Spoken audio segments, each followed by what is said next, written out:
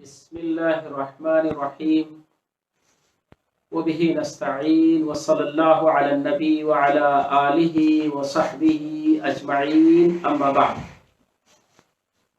ناظرین کرام، انڈرسٹینڈنگ قرآن محفل قرآن کی اس نشست میں قرآن مجید کا ایک اسلوب ہے، اس کو سمجھنے اور اس کو واضح کرنے کی غرض سے میں قرآن مجید کی چند آیتیں تلاوت کروں گا اور اس سے اس اسلوب پر ہم گفتگو کریں گے تاکہ ہمارے اور آپ کے لیے آسان ہو کہ ہم قرآن مجید کو کیسے سمجھیں اور قرآن مجید کتنا طاقتور ہے اور اپنی بات کو سمجھانے میں کتنا واضح ہے، اس کی ہمیں وضاحت مل جائے اور اس کا ثبوت مل جائے۔ قرآن مجید کا اسلوب ہے کہ وہ جب کوئی بات کہتا ہے تو وہ اس گفتگو کو جب کسی صورتحال سے جوڑتا ہے، کسی مثال کو پیش کرتا ہے یا کسی قسم کی کوئی ایسی چیز جس سے اسے بآسانی سمجھا جا سکے، تو اسے ایک تصویر کشی کے انداز میں پیش کرتا ہے، اس کا پورا بیک گراؤنڈ لا کے سامنے رکھ دیتا ہے۔ اس کو ایسا ہی ہوتا ہے جیسے اسکرین پہ آپ کوئی منظر دیکھ رہے ہو، آپ سنیں گے، غور کریں گے تو آپ کو لگے گا کہ جیسے اسکرین پر کوئی واقعہ پیش آ رہا ہو۔ یہ قرآن مجید کا ایک کمال ہے، اور ایسا نہیں کہ قرآن اس کے لیے بہت زیادہ وقت لیتا ہے، بڑی لمبی گفتگو کرتا ہے، جیسے کہ عام طور پر ہم افسانوں اور ناول میں دیکھتے ہیں کہ ایک افسانہ، ایک ناول، اس کا پلاٹ، اس کی سین، اس کی پوری جو کچھ اس کا فریم ہوتا ہے وہ بہت طویل ہو جاتا ہے، بات جو مقصد کی ہوتی ہے بڑی تھوڑی سی ہوتی ہے۔ قرآن ایسا نہیں کرتا۔ قرآن کا کمال یہ ہے، اس کا حسن یہ ہے، اس کی خوبصورتی یہ ہے کہ قرآن جب بھی اس طرح کی بات کو کہتا ہے تو تصویر کشی کے انداز میں کہتا ہے تاکہ وہ ہمارے نگاہوں کے سامنے چلتا پھرتا ایک نمونہ محسوس ہو، ایسا لگے کہ بالکل یہ واقعہ ہمارے سامنے پیش آ رہا ہے، اس کی ساری چیزیں، اس کے سارے کردار، اس کی ساری چیزیں ہمارے ذہن و دماغ میں نقش ہوتی رہے۔ لیکن قرآن اس تصویر کشی میں الفاظ بہت ہی جامع استعمال کرتا ہے، پورے منظر کو کھینچ لیتا ہے قرآن مجید، اور اس پورے منظر کو پیش کرنے میں قرآن چند آیتیں لیتا ہے۔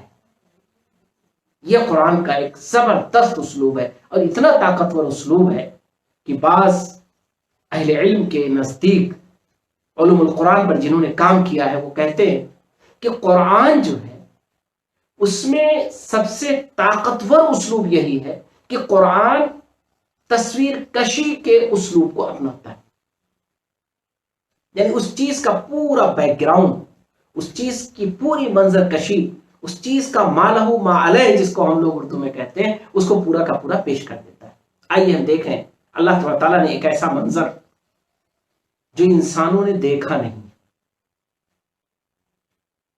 نہ دیکھ سکتے تھے، کیونکہ انسانوں کی پیدائش سے پہلے ابو الانسان یعنی آدم علیہ السلام کی پیدائش کے بعد کا ہے، ابھی انسانوں کی نسلیں نہیں آئی تھیں سامنے، وہ منظر ہے۔ تو انسانوں نے اس کو دیکھا نہیں ہے، اس منظر کو آدم علیہ السلام کے سامنے کا منظر ہے، انسانوں کے جو اصل ہیں، پہلے انسان اور پہلے اللہ کے نبی، ان کے سامنے کا منظر ہے۔ اللہ تعالیٰ نے اس منظر کو کیسے پیش کیا ہے قرآن میں، آئیے ہم دیکھیں اور اس سے اندازہ کریں گے، اور قرآن کو سمجھنے میں اور پڑھنے میں ہم اس سے فائدہ اٹھائیں گے۔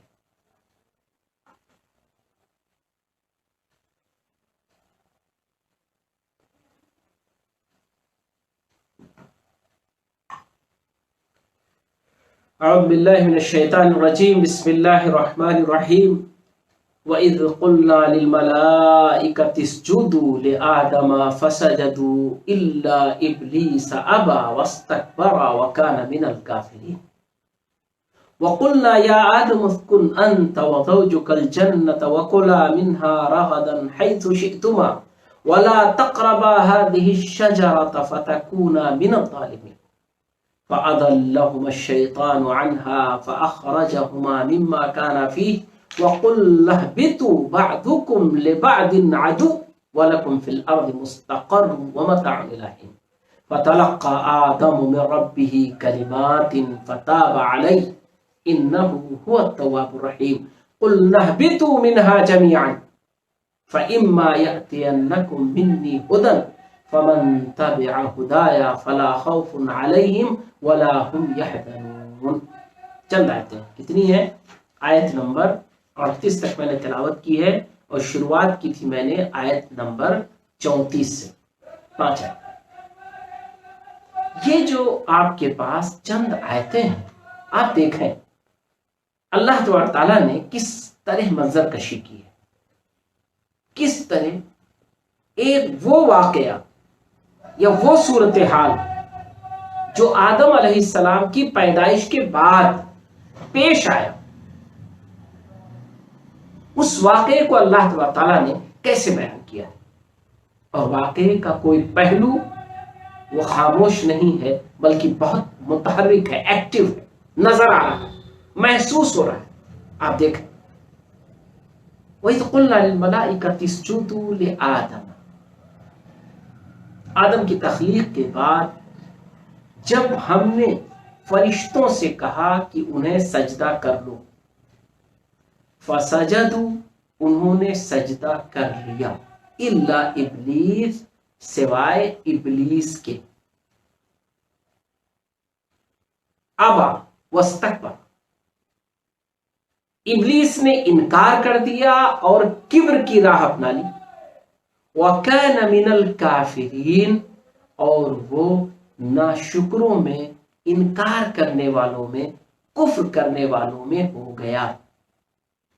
اب آپ سوچیے، گویا کہ اس منظر کے، اس گفتگو کے 4 کردار ہوئے۔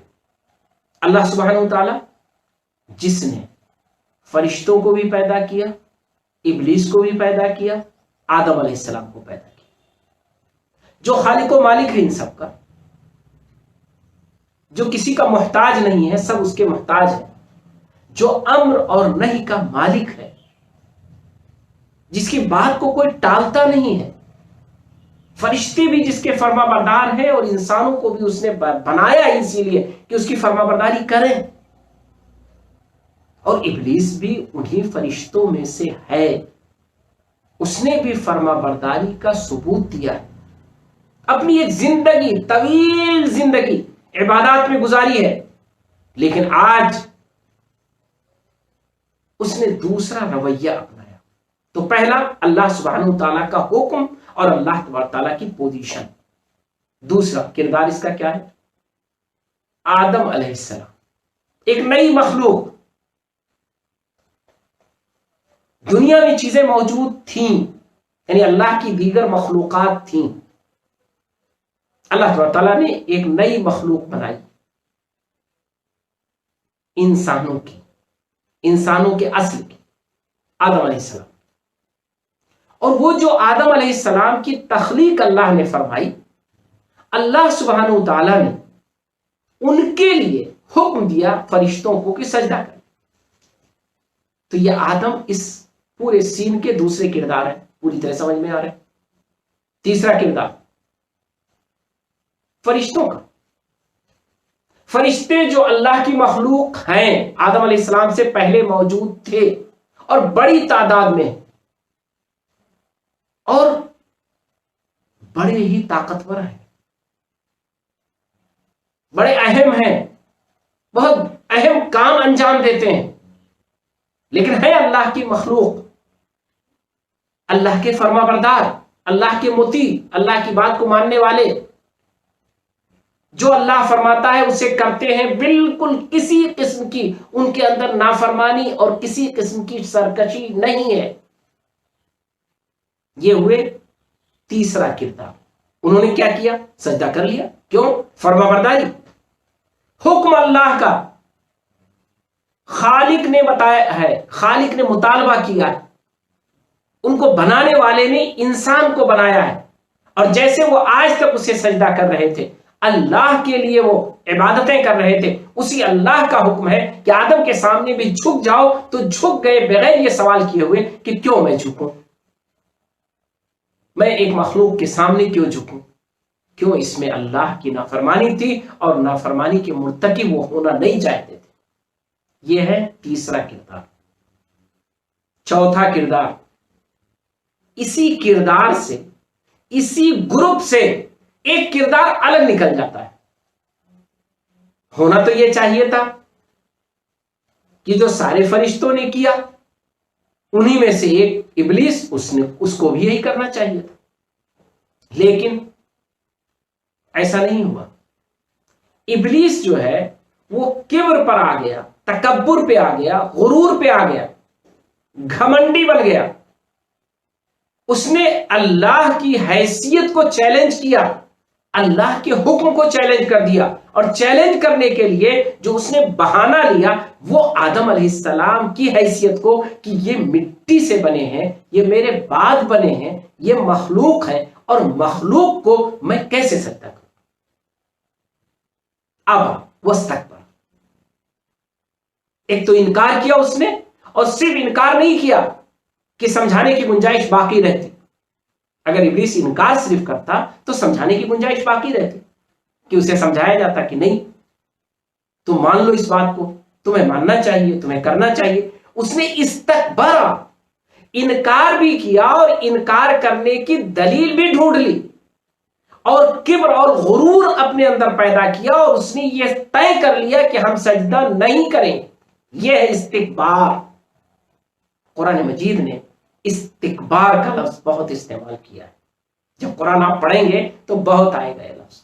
اسلوب قرآنی میں ہم نے آپ کو بتلایا ہے کہ اسلوب قرآنی میں ایک بڑا اہم اسلوب ہے کہ قرآن الفاظ کے تکرار کا مجموعہ ہے، یعنی قرآن مجید میں الفاظ بہت مکرر استعمال ہوئے، چنانچہ آپ کے لیے آسانی ہے کہ اگر قرآن مجید کو آپ چند جگہوں سے محنت کر کے سمجھ لیں تو بہت ساری جگہوں پر سمجھنا آپ کے لیے آسان ہوگا۔ تو استکبرہ کا لفظ بھی انہی میں سے ہے کہ قرآن مجید نے اس کو بہت استعمال کیا ہے، اور اس کو اللہ تعالیٰ نے بے شمار لوگوں کی صفات میں ذکر کیا۔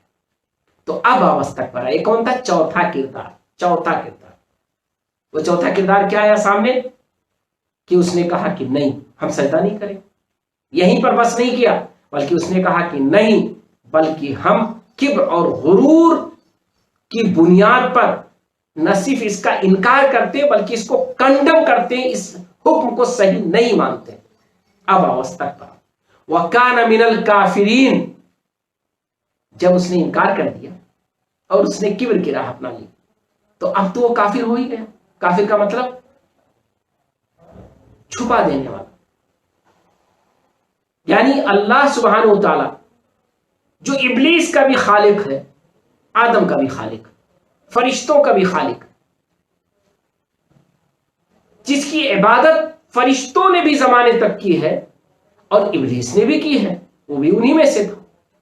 تو ایسی صورت میں یہ اللہ سبحانہ و تعالی اس کی اس حیثیت کو چھپا دینا، اس کا انکار کر دینا، اس کو کراس کر جانا، اس کو توجہ نہ دینا، اس کو یاد نہ رکھنا، یہ کفر ہی تو ہے۔ وَكَانَ مِنَ الْكَافِرِينَ، اس سے پہلے وہ فرشتوں میں تھا، فرما بردار تھا، لیکن اب اس کے استکبار نے اور اس کے انکار نے اس کو کافرین میں بنا دیا تھا۔ آپ دیکھیں ایک آیت میں ان چاروں کردار کو کتنے خوبصورت انداز میں قرآن مجید نے واضح کر دیا، اور کردار میں جو ایک نمایاں کردار تھا، جو ایک مخالف کردار تھا، جو ایک ایسا کردار کہ جس کی امید نہیں کی جا سکتی تھی، جس کی توقع نہیں تھی، جو نہیں ہونا چاہیے تھا، اس کو زیادہ ابھارا گیا، اور اس کے ساتھ 2-3 اس کی کوالٹیز لگائی گئیں، اس کی صفات بتائی گئیں، اس کی خرابیاں بتائی گئیں، اور اس کے ساتھ کہا گیا ابا واستکبر وکان من الکافرین۔ تو آپ دیکھیں منظر کیا بن گیا آپ کے سامنے۔ اس آیت کو اگر آپ تھوڑا سا محنت کر کے اس کی عربی سمجھ لیں، آپ دیکھیں عربی سمجھنا بہت آسان ہے۔ وَإِذْ قُلْنَا لِلْمَلَائِكَةِ اسْجُدُوا لِآدَمَ فَسَجَدُوا، ہم نے فرشتوں سے کہا کہ آدم کے لیے سجدہ کر لو، سب نے سجدہ کر لیا۔ تو 2 کردار بڑے آسانی سے سمجھ میں آ گئے۔ اللہ سبحانہ وتعالیٰ تو ہے ہی ہے کہنے والا، امر دینے والا، حکم دینے والا۔ الا ابلیس، چوتھا کردار سوائے ابلیس کے جس نے انکار کیا، استکبار کی راہ اپنائی، وکان من الکافرین، اور اس نے کفر کی راہ اپنا لی۔ اب وہ تو کافرین میں ہو گیا، اللہ کا انکار کرنے والوں میں ہو گیا۔ اب اللہ تبارک تعالیٰ اس واقعے کو کیا اتنا ہی تھا؟ نہیں، اللہ تبارک تعالیٰ آگے اس کے دوسرے سین کو بیان کرتا ہے۔ کیا ہوا اس کے بعد؟ فرشتوں کے ساتھ اللہ نے کیا معاملہ کیا؟ فرمانبرداری کا ثبوت دیا، اچھا معاملہ ہوا۔ ابلیس کے ساتھ کیا معاملہ ہوا؟ آدم علیہ السلام کے ساتھ کیا معاملہ ہوا؟ آگے اللہ تبارک تعالیٰ دیکھیے کتنا اچھا بیان کر رہا ہے اور کتنا خوبصورت منظر پورا ہے۔ وَقُلْنَا يَا آدَمُ اسْكُنْ أَنْتَ وَزَوْجُكَ الْجَنَّةَ وَكُلَا مِنْهَا رَغَدًا حَيْثُ شِئْتُمَا وَلَا تَقْرَبَا هَٰذِهِ الشَّجَرَةَ فَتَكُونَا مِنَ الظَّالِمِينَ۔ اور ہم نے کہا آدم علیہ السلام سے آپ رہیے اور آپ کی بیوی بھی رہیں جنت میں، دونوں لوگوں کا ٹھکانہ جنت ہے، اور اس میں جیسا چاہیں جہاں چاہیں آپ کھائیں پیئیں آرام کریں ٹہلے گھومیں، یعنی گویا اچھے سے فری ہو کر آپ اس میں رہیے جنت میں۔ وَلَا تَقْرَبَا هَٰذِهِ الشَّجَرَةَ، لیکن آپ دونوں یعنی آدم اور ان کی بیوی، آپ دونوں اس درخت کے قریب نہ جائیے ورنہ آپ دونوں ظالم ہو جائیں گے۔ اب کیا مطلب ہوا؟ اللہ تبارک تعالیٰ نے ایک منظر بیان کر دیا کہ فرشتوں کو حکم ملا تھا آدم کو سجدے کا، فرشتوں نے سجدہ کر لیا، اس میں سے ایک ابلیس تھا، ابلیس نے سجدہ نہیں کیا، تو نتیجہ ہوا کہ وہ کافرین میں ہو گیا۔ اب اللہ تبارک تعالیٰ آدم علیہ السلام کو ایک حکم دے رہا ہے کہ دیکھو تمہارے لیے جنت کی ساری نعمتیں ہیں، صرف یہ ایک درخت ہے جس درخت کے قریب نہیں جانا ہے، نہ آپ کو نہ آپ کی بیوی کو، کسی بھی بہانے نہیں جانا ہے، کسی بھی شکل میں نہیں جانا ہے۔ اور ایک چیز یاد رکھو، جاؤ گے کہ نہیں جاؤ گے یہ تمہارا مسئلہ ہے، لیکن اگر گئے اس کے قریب تو جیسے ابلیس اس نے فرشتوں سے الگ اپنی راہ اپنا لی تھی اور کافرین میں سے ہو گیا تھا، ایسے تم بھی اگر اس درخت کے قریب گئے تو ایسی صورت میں تم بھی ظالم ہو جاؤ گے، تم بھی گویا ہماری بات کو نہ ماننے والے ہو جاؤ گے، تم بھی گویا کہ صحیح راستے پر نہ چلنے والوں میں سے ہو جاؤ گے۔ اب بتائیے آپ منظر کتنا صاف ہو گیا، ایک سین دوسرا سین دونوں واضح بالکل۔ اب آئیے تیسرا سین کیا ہے؟ فَأَضَلَّهُمَا الشَّيْطَانُ عَنْهَا فَأَخْرَجَهُمَا مِمَّا كَانَ فِيهِ وَقُلْنَا اهْبِطُوا بَعْضُكُمْ لِبَعْضٍ عَدُوٌّ وَلَكُمْ فِي الْأَرْضِ مُسْتَقَرٌّ وَمَتَاعٌ إِلَىٰ حِينٍ۔ اب دوسرا منظر، فَأَضَلَّهُمَا الشَّيْطَانُ عَنْهَا، شیطان جس نے کبر اور انکار سے کام لیا تھا اور کفر میں شامل ہو گیا تھا، کفر کا مرتکب ہو گیا تھا، مجرم ہو گیا تھا، اللہ کی نعمتوں کو چھپانے کا مجرم قرار دے دیا گیا تھا، رادہ درگاہ ہو گیا تھا، اللہ کا نافرمان ہو گیا تھا، اسے یہ بات بالکل نہیں بھائی۔ کیسے ہو سکتا ہے؟ آدم کی وجہ سے میری پوری زندگی کی عبادت بیکار ہو گئی، میری پوری حیثیت ختم ہو گئی، یہ کیسے ہو سکتا ہے کہ آدم تو جنت میں عائش کرے اور میں اللہ کا نافرمان اور اللہ کا ناشکرہ بن کر گھومتا رہوں؟ ایسا نہیں ہو سکتا۔ لگ گیا اور اس نے آدم علیہ السلام کو اس پیڑ کے تعلق سے بھٹکا دیا، بہلا دیا، پھسلا دیا، بہت ساری ترکیبیں، جو بھی ترکیبیں اس کو آئیں وہ کوئی نہ کوئی ترکیب کر کے وہ کامیاب ہو گیا کہ وہ اس درخت کے قریب چلے گئے۔ کیا نتیجہ ہوا؟ अल्लाह ताला ने बीच की सारी चीजें निकाल दी, हटा दी हैं, कुछ यहां जिक्र नहीं है। इसमें कोई शक नहीं कि इसके लिए शैतान को, इसके लिए इब्लीस को बड़ी मेहनत करनी पड़ी होगी। और यहां अल्लाह ताला ने इब्लीस का नाम नहीं लिया, शैतान कहा उसको, यानी गोया कि फरिश्तों से निकला हुआ इब्लीस अब वो शैतान हो गया, अल्लाह का मरदूद हो गया, अल्लाह के यहां मुजरिम हो गया। अल्लाह ने उसे भगा दिया, अल्लाह ने उसे निकाल दिया, अल्लाह ताला ने अपनी फर्माबरदारी के फेरिस्त से अलग कर दिया। तो अब वो एक अलग कैटेगरी बन गया, वो एक अलग मखलूक की शक्ल अख्तियार कर गया, यानी शैतान। अब वही जो उसकी क्वालिटी बनी, उस क्वालिटी ने लग करके आदम अलैहिस्सलाम को बहकाया। अब आप सोचिए, पूरा मंजर आपको समझ में आएगा। क्यों? इसलिए कि मना जिससे किया था वो हो गया, तो इसका मतलब शैतान, उसने अपनी कार्रवाई की, मेहनत की, कामयाब हो गया। फ़अख़रजहुमा मिम्मा काना फ़ीह, नतीजा क्या हुआ? अल्लाह ताला ने क्या कहा था कि तुम जालिम हो गए, यानी तुम गोया कि जो सही जगह है उससे हट जाने वाले होंगे, जो सही काम है उससे हट जाने वाले होंगे। जुल्म कहते हैं अरबी में कि जो सही मकाम हो किसी चीज का, जो सही उसकी हैसियत हो उससे हटा देना, उससे अलग कर देना, इसको जुल्म कहते हैं। तो अब गोया जब तुमने जन्नत में ऐसा किया तो जन्नत के भी मुस्तहिक नहीं रह गए। फ़अख़रजहुमा मिम्मा काना फ़ीह, रिजल्ट साफ था कि फिर जन्नत से उन दोनों को निकाल दिया गया। वक़ुल्ना इहबितू बअदुकुम लिबअदिन अदू। अब अल्लाह का हुक्म सुनिए। अल्लाह ताला ने इससे पहले तीन हुक्म दिए थे। पहला हुक्म था आदम को सजदा करने का। दूसरा हुक्म था, अल्लाह ताला ने कहा जब उसने अबा और इस्तिकबार से काम लिया इब्लीस ने, तो अल्लाह ताला ने कहा कि अब तुम कुफ्र में से हो गए, अब तुम काफिर हो गए, जाओ। अब तीसरा हुक्म अल्लाह ताला कह रहा है कि इहबितू बअदुकुम लिबअदिन अदू वलकुम फिल अर्दि मुस्तक़र व मताउन इला हीन। जाओ, तुम दोनों अब एक दूसरे के दुश्मन हो गए। दुश्मनी की शुरुआत किसने की थी? इब्लीस ने। अल्लाह ने दुश्मन नहीं पैदा किया था, अल्लाह ताला ने तो अपनी दो मखलूकात पैदा की थी, एक फरिश्ता और एक इंसान। फरिश्तों की एक तादाद थी जो पहले से मौजूद थी, और इंसान में से आदम को अल्लाह ने पैदा किया। इन दोनों को अल्लाह ताला दुश्मन बनाकर नहीं देखना चाहता था, दोनों को दुश्मन बना के अल्लाह ने नहीं पैदा किया था। लेकिन इत्तेफाक ऐसा है कि फरिश्ते इंसान के दुश्मन नहीं बने, सारे फरिश्ते इंसान की दुश्मनी पर नहीं आए। फरिश्तों में से एक इब्लीस जो इंसान की दुश्मनी पर उतर आया। दुश्मनी इसलिए कि उसने अल्लाह के हुक्म को नहीं माना, और अल्लाह का हुक्म चूंकि इसी इंसान के बारे में था, इसलिए उसने इस इंसान को अपना दुश्मन समझ लिया। अब जब दुश्मनी उसने शुरू कर दी तो अल्लाह ताला ने कहा कि दुश्मनी तो अभी एक तरफा थी। अब आदम और हव्वा ने उसकी बात को सुन लिया, मान लिया, बहकावे में आ गए, तो अब दुश्मनी दो तरफा हो गई। कैसे दो तरफा हो गई? अब आदम अलैहिस्सलाम जिनको उसने बहकाया, उन्हें एहसास हुआ कि अल्लाह तबारक व तआला ने हमसे जो मुतालबा किया था वो मुतालबा तो हमसे चूक हो गई, वो मुतालबा हम नहीं पूरा कर सके। जन्नत हमें दी, जन्नत की नेमतें दी, एक दरख्त के करीब जाने से हमको रोका और हम उससे नहीं रुक सके, और बहकाने वाला ये शैतान है। तो अब गोया आदम और हव्वा को यह समझ में आया कि ये इब्लीस और शैतान की वजह से मैं इस दरख्त के करीब गया।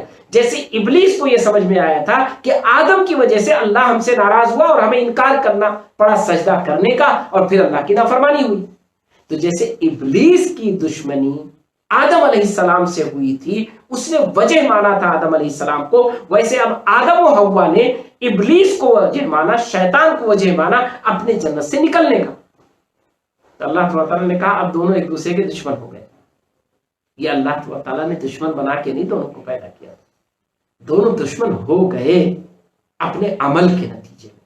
शैतान का अमल अल्लाह की नाफरमानी, आदम और हव्वा का अमल अल्लाह के एक हुक्म को ना समझना और शैतान के बहकावे में आ जाना।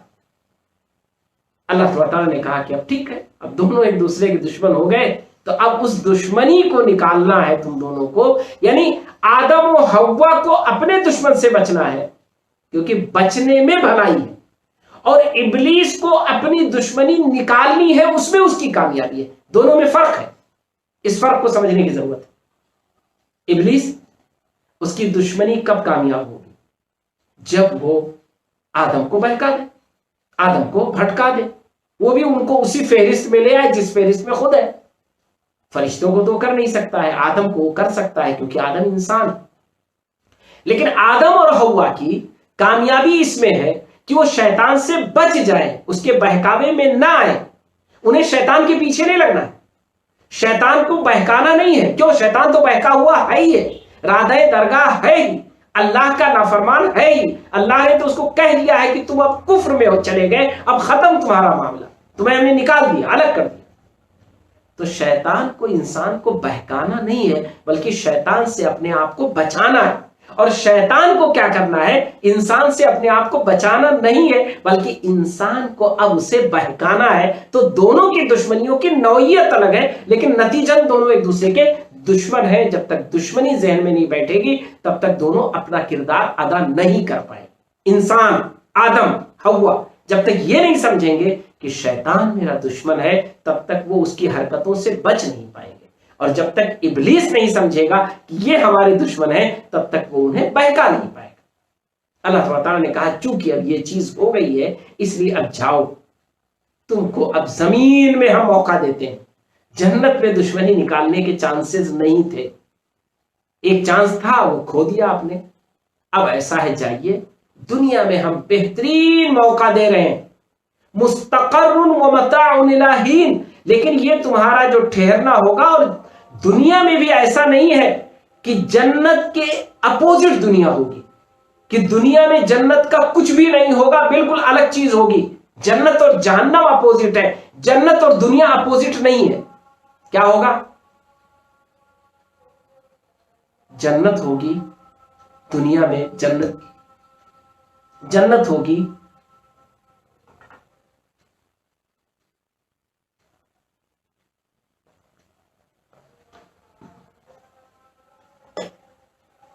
دنیا بھی ٹھہرنے کی ایک جگہ ہوگی، جیسے کہ جنت ٹھہرنے کی جگہ ہے. اور دنیا بھی متاع ہوگی، یعنی بہت ساری چیزیں ایسی ہوں گی جو تمہارے لیے جنت کی جیسی ہوں گی. الگ بات ہے کہ جنت کا الگ معیار ہوگا، دنیا کی چیزوں کا الگ معیار ہوگا، لیکن قابل استفادہ ہوں گی، بڑی پر لطف ہوں گی، بڑی لطف اندوزی کے لیے ہوں گی. تو دنیا میں جا کر بھی تمہیں بے شمار نعمتیں ملیں گی. ایسا نہیں کہ دنیا میں بھیج رہے ہیں تو تمہیں کوئی سزا دے کر بھیج رہے ہیں، بلکہ دنیا میں تمہارے لیے بڑی نعمتیں ہم نے بنائی ہے، بس وہ جنت سے الگ ہے. لیکن دنیا کی یہ جو رہائش ہوگی وہ ایک لمیٹڈ ٹائم کے لیے، الہی تھوڑے وقت کے لیے ہوگی. فَتَلَقَّى آدَمُ مِن رَبِّهِ كَلِمَاتٍ فَتَابَ عَلَيْهِ إِنَّهُ هُوَ التَّوَّابُ الرَّحِيمُ. آدم کو اپنے رب سے کچھ باتیں مل گئی. فَتَلَقَّى آدَمُ مِن رَبِّهِ كَلِمَاتٍ. آدم کو اپنے رب سے کچھ باتیں مل گئیں. فَتَابَ عَلَيْهِ. چنانچہ آدم نے اللہ سے توبہ کر لی. وہی توبہ کو قبول کرنے والا اور رحم فرمانے والا ہے. اب ایک منظر کا آخری سین آ گیا. منظر کہاں سے شروع ہوا تھا؟ اللہ تعالیٰ نے ایک نئی مخلوق بنائی، آدم علیہ السلام. فرشتوں سے کہا ان کو سجدہ کرو، فرشتوں نے سجدہ کر لیا. ان میں ایک تھا ابلیس، اس نے کہا ہم سجدہ نہیں کریں گے، اور اس نے انکار کر دیا. ٹھیک ہے، انکار بھی کیا، کبر سے کام لیا. آدم علیہ السلام کو اللہ نے کہا جنت میں رہو، فرشتے سے کہا تم رادہ درگاہ ہو گئے، تم اب اللہ کے نافرمان ہو گئے. اس نے کہا آدم کی وجہ سے ہمیں چونکہ یہ جرم کا سزاوار ہوا ہوں، میں مجرم بن گیا ہوں، تو اس لیے میں آدم کو بھی جنت میں نہ رہیں اس کی کوشش کروں گا. اس نے کوشش کی، اور آدم کو آزمائش جو تھی، اس آزمائش کی وجہ سے آدم علیہ السلام بھی جنت سے نکلے، اور دونوں کو اب دنیا میں آنے کا موقع مل گیا. لیکن آدم علیہ السلام چونکہ بہکاوے میں آئے تھے، تو ان کے یہاں ابا اور استکبار نہیں تھا، کبر اور غرور نہیں تھا. اس کے برخلاف ابلیس کے یہاں کبر اور غرور آ گیا تھا، تکبر آ گیا تھا، انکار آ گیا تھا. آدم علیہ السلام کو جیسے پتا چلا کہ اللہ توبہ کو قبول کرتا ہے، اللہ سے معافی مانگ لے، وہ تو तौबा कबूल करने वाला और रहम फरमाने वाला है। फौरन उन्होंने अल्लाह से तौबा की, अल्लाह से मगफिरत मांगी, अल्लाह की नेमतों का इकरार किया, अल्लाह ताला की खालिकियत का एतराफ़ किया, अपने गलतियों का एतराफ़ किया, और नतीजा यह हुआ कि अल्लाह ताला रहम करने वाला और तौबा करने वाला था। तो आदम अलैहिस्सलाम इसमें जिस रोल से उभर कर आ रहे हैं वो ये कि तौबा करने वाले, माफ़ी मांगने वाले, अल्लाह से दूर होने के बाद फिर अल्लाह के करीब पहुंच जाने वाले। अल्लाह तबारक ताला ने जो उन्हें हुक्म दिया था, गरचे फौरी तौर पर उस हुक्म को नहीं निभा पाए, लेकिन दोबारा फिर अल्लाह से उन्होंने रुजू कर लिया। ये आप देखें कि कुरान मजीद में ये थोड़ी सी आयत है, चंद आयत है, एक इतने बड़े मंजरनामे को, इतने बड़े वाक़े को, इतनी अहम चीजों को कितने खूबसूरत अंदाज में पेश कर रहे हैं कि अगर आप इसको अच्छे से 2-3 बार पढ़ें तो ऐसा लगेगा कि जैसे आदम, फरिश्ते, इब्लीस, जन्नत, ये सारी चीजें आपके सामने हों और सारी चीजें पेश आ रही हों और एक मंजर हो। अगर आप इसको अच्छे से पढ़ लें तो कभी इस मंजर को कुरान ने जिस अंदाज में इसकी तस्वीर कशी की है, इसके अक्स को पेश किया है, आपके जहन से, जहन दिमाग में बैठ जाएगा, ये कभी उतरेगा नहीं। इतना अच्छा मंजर है इसका, इतनी अच्छी खूबसूरत तस्वीर कशी कुरान ने की है। तो कुरान का ये उसलूब बड़ा ताकतवर है, बड़ा मुअस्सिर है। आइए हम सब कोशिश करें कि इंशाअल्लाह कुरान के इस उसलूब से फायदा उठाएंगे। अभी आज की इस महफिल में इतना ही। इंशाअल्लाह अगली महफिल में फिर हम कुरान मजीद पर अमली तौर पर गौर करेंगे और उससे इस्तेफादे की पूरी कोशिश करेंगे।